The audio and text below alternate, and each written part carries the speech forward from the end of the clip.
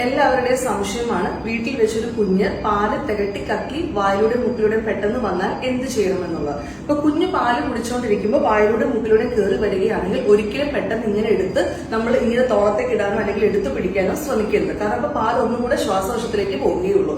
നമ്മൾ വേഗം തന്നെ കുഞ്ഞിനെ ഇങ്ങനെ സൈഡ് ചെരിച്ച് കിടക്കുക. എന്നിട്ട് നമുക്ക് പതുക്കെ ബാക്കിൽ തട്ടി കൊടുക്കാവുന്നതാണ്. സൈഡ് ചെരിച്ച് ഈ പാല് ജസ്റ്റ് പോയി കഴിയുമ്പോൾ നമ്മൾ കുഞ്ഞിനെ വേഗം തന്നെ ഇങ്ങനെ നമ്മുടെ കയ്യിൽ കമത്തി പിടിച്ചിട്ട് നമ്മുടെ ബാക്കിൽ കുഞ്ഞിന്റെ ഷോൾഡർ ബ്ലേഡ്സിന്റെ ഇടയിൽ നമ്മൾ നന്നായിട്ട് തട്ടിക്കൊടുക്കുക.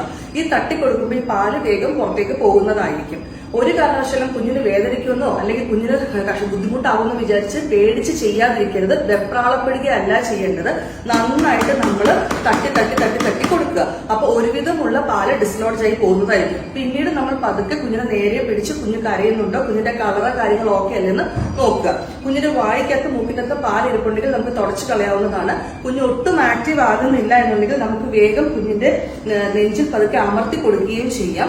നമ്മൾ വെപ്രാളപ്പെടാതെ കുഞ്ഞിന്റെ കളറ് കാര്യങ്ങൾ ശരിയാവുന്നുണ്ടെങ്കിൽ എത്രയും പെട്ടെന്ന് ഈ പ്രവർത്തികൾ ചെയ്തുകൊണ്ടിരിക്കെ തന്നെ ഹോസ്പിറ്റലിൽ എത്തിക്കേണ്ടതായിട്ടുള്ള എല്ലാ കാര്യങ്ങളും വേഗം അറേഞ്ച് ചെയ്ത് ഒരു കാഷ്വാലിറ്റിയിൽ എത്തി കുഞ്ഞിന് സക്ഷൻ ചെയ്യേണ്ട കാര്യങ്ങളെല്ലാം ചെയ്യുക. Thank you.